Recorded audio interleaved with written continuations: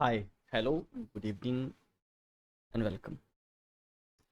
Friends, I know कि जिस समय मैं ये रिकॉर्ड कर रहा हूँ 15th की रात, 15th की शाम, इस समय आप में से बहुत से लोग, बहुत से स्टूडेंट्स अपना पेट का एग्ज़ाम दे करके या तो रास्ते में हैं या तो अपने घर पहुँच चुके हैं. And several of you are going towards your examination centre to appear on Monday. But life है कि रुकती नहीं है, हमें आगे की सोचनी पड़ती है. आई होप कि आप सभी का एग्ज़ाम अच्छा हुआ है.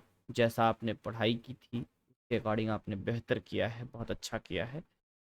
एंड फर्दर हम लोगों को सोचना ये है कि आपकी जो मिड टर्म एग्जामिनेशंस की डेट हैं वो यूनिवर्सिटी ने पहले ही अनाउंस कर रखी हैं 29 ऑफ अक्टूबर से. मे बी सम चेंजेस हो तो कुछ मुझे जो अंदर से खबर सुनने में आई है दैट इज़ कि मे बी एग्जामिनेशन छठ की छुट्टी के बाद हो सकते हैं, क्योंकि 28 29 यूनिवर्सिटी खुली है. एंड 30th को संडे है, 31st को छठ की छुट्टी है. In this condition it is possible, quite possible कि 29 से एग्ज़ाम स्टार्ट होने के बाद बजाय फर्स्ट से स्टार्ट हो जाए, या ये भी पॉसिबल है कि 29 से ही स्टार्ट हो. ऐसा जो मुझे अंदर की खबर सुनने में आई है that is thing. But question ये है कि बहुत सारे स्टूडेंट्स ने पूछ लिया, बहुत सारे स्टूडेंट्स पूछना चाहते हैं कि भाई एग्जामिनेशन का पैटर्न क्या होगा, कैसे क्वेश्चंस आएंगे, कितना टाइम होगा, कैसे हम लिखेंगे.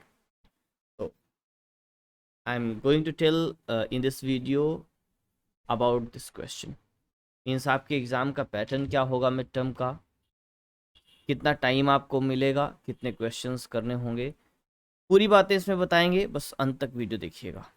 और चैनल पर नए हों तो सब्सक्राइब करिएगा, और सब्सक्राइब कर चुके हैं तो अपने social media sites, WhatsApp, Telegram, सभी प्लेसेस जो भी सोर्सेज हैं उनसे और भी दूसरे दोस्तों को शेयर करिएगा, ताकि उन तक भी जानकारी पहुंच सके. मुझे पता है कि इंग्लिश पढ़ने वाले यूनिवर्सिटी के लगभग 30,000 टू 35,000 स्टूडेंट्स हैं, including all colleges and university campus. और हमारी रीच अभी तक मैक्स टू मैक्स 300-350 स्टूडेंट्स है.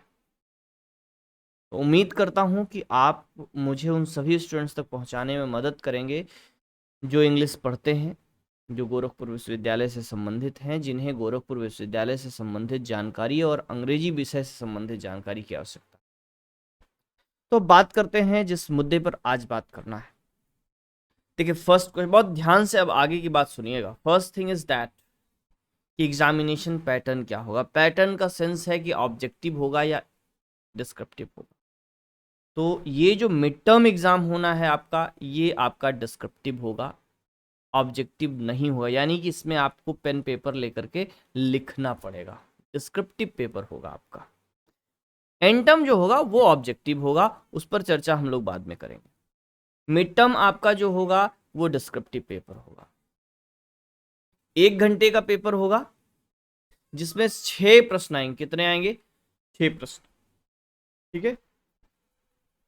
आउट ऑफ 6 आपको 3 प्रश्न करने होंगे. ये मैं कॉमन बता रहा हूं सभी के लिए. ठीक है. कोई भी सब्जेक्ट स्पेसिफिक नहीं बता रहा हूं, सारे सब्जेक्ट्स के लिए यही पैटर्न होगा. 101 का भी यही पैटर्न होगा, 102 का भी, 103 का भी, 201 का और 203 का, सभी का जो पैटर्न है वो यही पैटर्न होगा. डिस्क्रिप्टिव पेपर होगा, 6 प्रश्न आएंगे और 6 प्रश्न में से 3 प्रश्न आपको करने होंगे. अब पेपर कैसा मिलेगा आपको? कॉपी आपको अलग से नहीं मिलेगी. आपको जो एग्जामिनेशन पेपर मिलेगा उसी में लिखने के लिए स्पेस रहेगा. ऊपर क्वेश्चन लिखा रहेगा, सबसे ऊपर एक स्पेस के लिए 2 क्वेश्चन और करके दिए रहेंगे, एक या तो ये या तो ये. ठीक है. और उसके बाद आपको लिखने का स्पेस रहेगा. 1 घंटे में 3 प्रश्न आपको सॉल्व करने हैं. इस हिसाब से आपको लगभग 200 वर्ड्स में, अबाउट 200 से 250 वर्ड्स का आंसर लिखने के लिए आएगा. क्लियर है? तो सिंपल सी बात, पेपर डिस्क्रिप्टिव होगा, 6 प्रश्न आएंगे, 6 में से 3 का उत्तर देना होगा। पेपर में ही आपका जो लिखने का स्पेस होगा उसी में होगा, यानी कि आपको पेपर और कॉपी एक साथ मिलेगा और सबमिट हो जाएगा। ये तो होगी पैटर्न की बात। अब बात करें क्वेश्चंस कैसे बनेंगे। हम एग्जाम्पल देते हैं, इंग्लिश के एग्जाम्पल के थ्रू आपको समझाते हैं। जैसे दोनों का फर्स्ट सेमेस्टर और थर्ड सेमेस्टर दोनों के एक एक पेपर का हम एग्जाम्पल लेकर के आपको बता देंगे, ठीक है। उसी टाइप के क्वेश्चंस बन जाएंगे। मान लीजिए हम अगर थर्ड सेमेस्टर की बात करें तो थर्ड सेमेस्टर में फर्स्ट यूनिट आपका पेपर सेकंड में, सॉरी फर्स्ट पेपर में जो ब्रिटिश ड्रामा से रिलेटेड है, उसमें अगर बात करें तो आपका सिलेबस है टाइप्स ऑफ ड्रामा, यूनिट 1 में है, and thereafter literary terms हैं ड्रामा से related, and third unit is Macbeth. तीनों से एक एक दो दो क्वेश्चन का हम एग्जांपल बताते हैं किस तरीके के क्वेश्चंस बनेंगे। जैसे फर्स्ट यूनिट है, पहला टॉपिक है आपको ट्रेजेडी एंड इट्स टाइप्स, दूसरा टॉपिक है आपको कॉमेडी एंड इट्स टाइप्स। इसी तरीके से और भी जो फॉर्म्स ऑफ ड्रामा हैं उनके विषय में लिखा हुआ है। तो सिंपल सा आपको जैसे ट्रेजेडी पे दिया तो ट्रेजेडी पे लिखने के लिए बहुत कुछ है, कॉमेडी पर लिखने के लिए बहुत कुछ है, लंबे टॉपिक्स हैं, लंबे जो है इस पे लिखने के लिए है। तो इन दैट कंडीशन आपको केवल कॉमेडी ऐसे लिख सकता है, comment on comedy and it's type, right a brief note on comedy and its types, या फिर इस तरीके का क्वेश्चन मिल सकता है, write a brief note on tragedy, या फिर आपसे क्वेश्चन की वर्डिंग हो सकती है what do you know about tragedy, या फिर जो छोटे टर्म्स हैं उन टर्म्स में इस तरीके का क्वेश्चन बने कि just right comment on any 2 of the following, any 3 of the following, ठीक है। जैसे छोटे टर्म्स हैं, 4 लाइन की डेफिनेशन आ जानी है, तो वहां पर 3 टर्म्स का दे दिया, 4 टर्म्स का दे दिया, बात समझे कि नहीं। 4-5 आपको ऑप्शन दे दिए, उसी में से 3 का आपको लिखना है। तीसरे टाइप का जैसे मैकबेथ से क्या क्वेश्चन बन सकता है, मैकबेथ से किसी कैरेक्टर पर पूछ लेगा, write a brief character sketch of Macbeth, write a brief character sketch of lady Macbeth, write the role of witches in the Macbeth, या write the significance and role of the supernatural elements in Macbeth. या फिर question आपसे बन सकता है what do you know about significance of the opening scene, या फिर ऐसे कह सकता है कि what is the significance of the opening seen in Macbeth, significance of banquet seen in Macbeth. इस टाइप के क्वेश्चंस बन सकते हैं जिनका आंसर आपको बहुत ब्रीफ में देना होगा। ये तो हमने थर्ड सेमेस्टर का एग्जांपल दिया। अब बात करें फर्स्ट सेम की, तो फर्स्ट सेम में हम 2 एग्जांपल देंगे, एक 101 का देंगे क्योंकि कुछ स्टूडेंट्स को 101 देना है, कुछ को नहीं देना है। दूसरा एग्जांपल हम 102 से देते हैं या 103 से दे देंगे, ठीक है। तो 101 में जैसे 4 यूनिट है, पहला है कि that is significance of the study of English language and literature. तो यहाँ से एक बहुत अच्छा क्वेश्चन बन सकता है, what are the benefits of study of English language and literature, या फिर what do you know about the study of English literature, what are the benefits of study of English literature. इस type के questions बन सकते हैं। या फिर next second unit की अगर बात करें तो वहां पर है इंग्लिश एंड इट्स वेराइटीज, और 3 वेराइटीज आपको स्पेशली दी हुई हैं, एक स्टैंडर्ड इंग्लिश, दूसरा है अमेरिकन, और तीसरा है इंडियन इंग्लिश।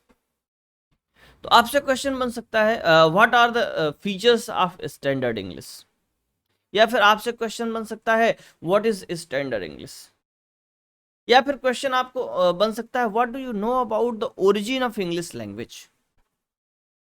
हिस्टोरिकल बैकग्राउंड पर आपको जाना पड़ेगा। इस तरीके से क्वेश्चन बन सकते हैं। और अगर पेपर 103 की बात करें तो 103 में आपका फर्स्ट जो है उसमें type of prose and prose devices हैं।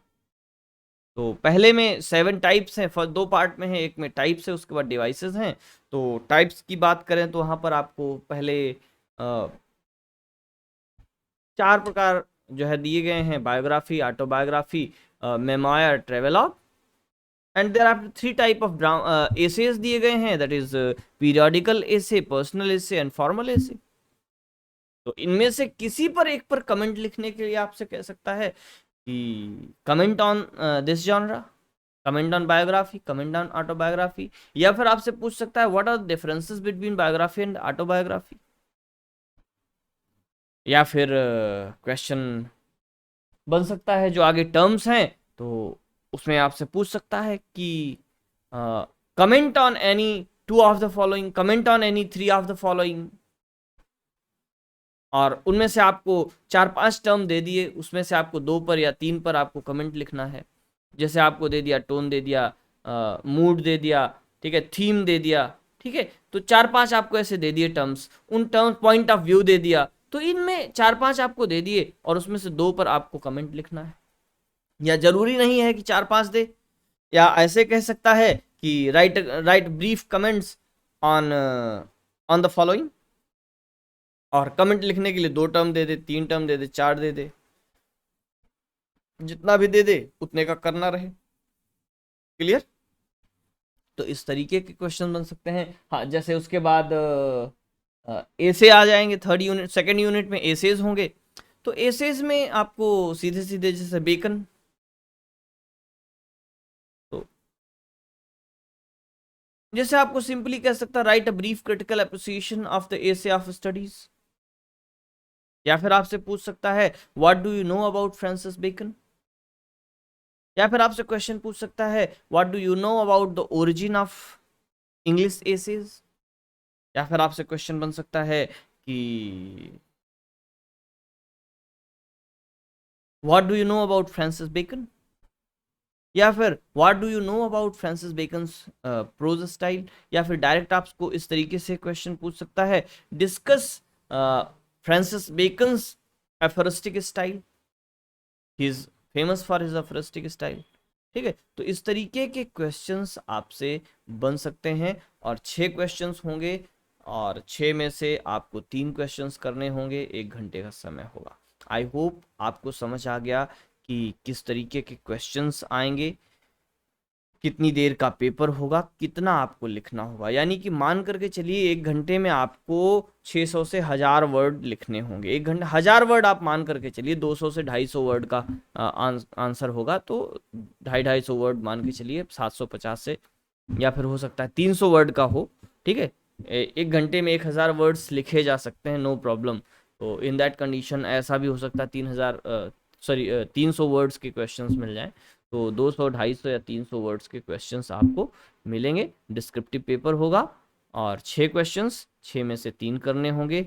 इस वीडियो में इतनी बात, फिर मिलेंगे, फिर नई बात करेंगे, नई जानकारी देंगे, और चैनल के साथ बने रहिए, शेयर करते रहिए, और पढ़ते रहिए, आगे बढ़ते रहिए। मेरी कोशिश ये है कि मैक्सिमम स्टूडेंट्स तक पहुँचूँ, और एक जो इंग्लिश सब्जेक्ट का डर है, इंग्लिश का हवा है, students think that English is very tough subject. That is not that. It's easy, but you need to constant practice. आपको सतत प्रयास जारी रखना है, लगातार पढ़ना है, हर तरीके से पढ़ना है। अगर कुछ करना चाहते हैं तो आज के समय में डिस्ट्रैक्ट नहीं हो सकते। You have central focus. एक चिड़िया की आंख पर आपको निगाह जमाए रखना है। आपके पास समय नहीं है कि आप फिल्में देख लो, आप शादी एंजॉय कर लो, नहीं।